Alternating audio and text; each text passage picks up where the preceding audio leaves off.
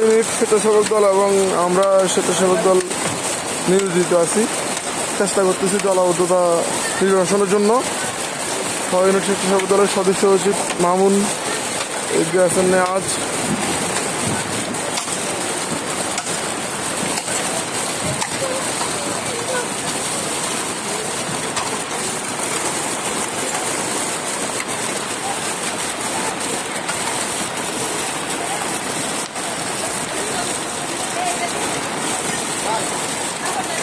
দেখুন জলাবদ্ধতার অবস্থা খুব খারাপ অবস্থা, একদম খুব খারাপ অবস্থা। সবার ঘরে ঘরে পানি ঢুকে যাচ্ছে, সবার ঘরে ঘরে পানি ঢুকে যাচ্ছে।